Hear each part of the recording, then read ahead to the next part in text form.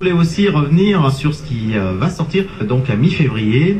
C'est pas une nouveauté, mais ça l'est quand même un peu, puisque c'est sorti il y a très longtemps, puisque c'était ton premier album, qui était à l'époque sur une petite maison d'édition qui s'appelait Triskel, et donc qui va être réédité et augmenté. Tu vas nous en parler un peu plus par rapport à cet album qui s'appelle Bleu, chez Les Ronds dans l'eau.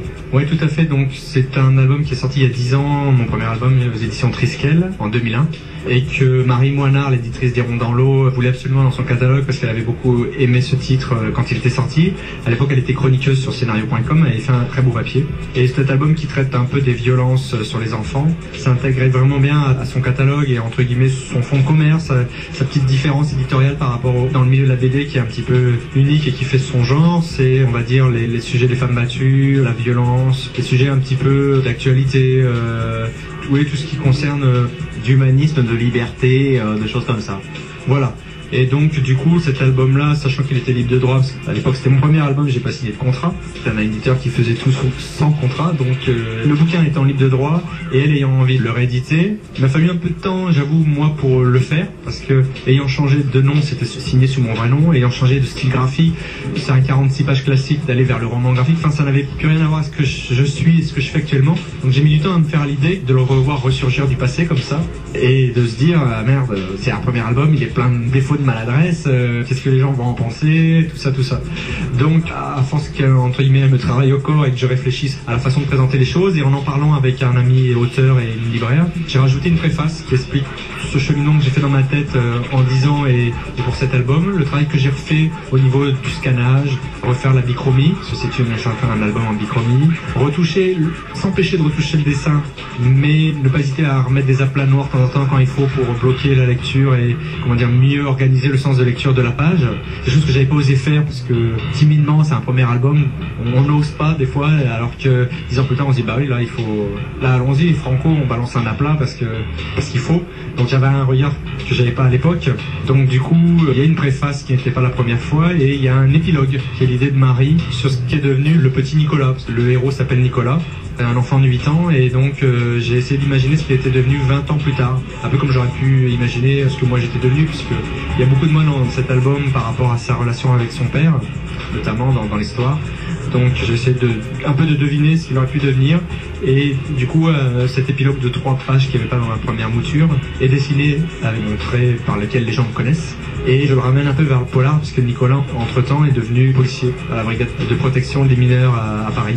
Donc il y a un petit clin d'œil d'actualité avec le film Police de Maïwenn. Voilà, il y a toutes ces choses-là qui sont venues à un moment donné que je trouvais qui s'emboîtaient bien, d'où la raison d'être de ce nouveau titre. Alors justement, pas de Paris nous engueule parce que tu m'as dit effectivement qu'il y avait ce complément traité à la façon de Will Arbunas maintenant, mais on a oublié de faire un petit peu le pitch de départ sur Bleu, parce qu'effectivement tu dis le héros de cette histoire grandit, mais au départ bon, c'est effectivement l'histoire d'un enfant qui est à l'hôpital, qui a des bleus physiquement et des bleus à l'âme aussi. Oui, le titre Bleu entre parenthèses S auquel je tiens, qui était une idée, je sais peut-être bien de mon éditeur de l'époque. Il y avait une variation sur le bleu de la bichromie et en même temps sur les bleus, en effet comme tu dis, de violence physique et morale. C'est un ensemble. En fait, le pitch de départ, c'est que Nicolas se réveille à l'hôpital la nuit.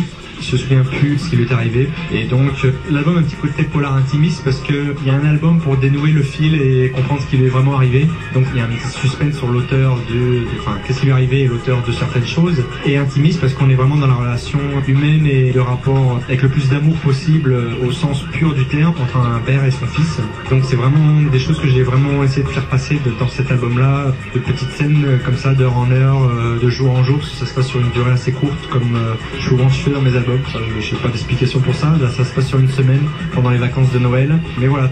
En plus de ça, bon, à la différence de ce qui t'a rendu célèbre par la suite pour ce que tu as fait avec Caster et maintenant la collection Rivage Casterman, c'est que là, c'est une histoire française. C'est pas du tout américain. T'étais pas encore dans ta période américaine, on va dire. Ouais, on va peut-être dire ça. À l'époque, j'étais même caissier pour vivre, caissier et assortisseur manutentionnaire chez ED. Je vivais à Paris, seul. Ça faisait 2-3 ans que j'étais monté à la Gavitelle, comme on dit, parce que moi je venais de province. Je galérais pas mal. J'ouvrais un peu les yeux sur le monde. Je m'en étais fait un peu une idée différente de ce qu'il était. Je voyais pas mal de violence au quotidien, de pauvreté. Je voyais des choses qui m'ont vraiment interpellé. Et ça faisait quelques temps que je bossais sur un projet d'Heroic Fantasy qui a jamais vu le jour. Donc tout à coup, avec Bleu, je m'étais recentré sur moi-même. Et donc, la vie de tous les jours, c'était en effet une vie française et parisienne. Et je crois que je lisais pas encore trop de polar, donc en effet j'étais peut-être pas encore trop influencé américaine. Et donc l'album se passe dans une banlieue, on va dire, parisienne. Aussi on était à l'époque de films comme La Haine, enfin on était aussi dans le début pas du film de genre mais du film de cité, donc il y avait tout ça. Et, enfin je me considère un peu comme une éponge, c'est-à-dire que j'absorbe plein de choses de ce qui se passe sur le moment et qui rejaillissent par le prisme de ma personnalité dans mes histoires. Donc là en l'occurrence à l'époque c'était vraiment la découverte de Paris, du fait d'être isolé. J'allais beaucoup au cinéma, donc de tous ces films français qui commençaient à avoir un petit peu de ce courant qui naissait sur la banlieue. J'en entendais beaucoup parler, puis je la voyais en me déplaçant aussi dans Paris, en allant en banlieue à droite à gauche. Donc c'est aussi ce qui fait la spécificité de cet album, c'est qu'en effet le trait n'est pas le même, l'histoire n'est pas le même, les lieux, les événements n'ont rien à voir avec ce que j'ai fait après. Mais vraiment c'était, comme on dit, c'est un premier album, donc c'est quelque chose de très, entre guillemets, naïf quand on le fait. On est content de le faire parce que c'est un premier, on en a toujours rêvé. Du coup, donc cette réédition qui va nous permettre de reconnaître cette histoire, agrémentée de cette fin en quelques pages supplémentaires et de voir une autre facette de Will Argonas. D'ailleurs, justement, tiens, ça me fait penser, tu m'as dit que tu l'avais fait sous ton nom à l'état civil. Là, chez Marie Moinard, dans Les Ronds dans l'eau, il va être sorti comment? D'après Will Argonas ou pas? Oui, Arnaud Guillon n'existe plus en termes éditorial, on va dire. Du coup, j'ai vraiment deux vies séparées. Ça m'avait toujours fait bizarre de voir mon vrai nom sur des albums. Donc, c'est vrai que cette fois-ci, forcément, on n'allait pas le rééditer sous le nom d'Arnaud Guillon, sinon ça voulait pas, entre guillemets, plus rien dire. Mais du coup, pour l'album, ça lui enlevait beaucoup de chance parce que, en effet, comme tu dis, entre guillemets, le peu de notoriété que j'ai commencé à acquérir depuis 2007 au sein de Casterman peut aussi servir à cet album-là, et en effet qu'on me regarde différemment, alors que si on l'avait mis sous le nom d'Arnaud Guillois, les gens n'auraient pas fait le lien, ou mes lecteurs, et donc là ça va aussi montrer à d'autres personnes que je fais pas que de l'acteur américain, que je sais faire d'autres choses, et je compte bien continuer à le prouver l'année prochaine. Et que tu pourrais faire de l'Heroic Fantasy par exemple. Brothers and sisters!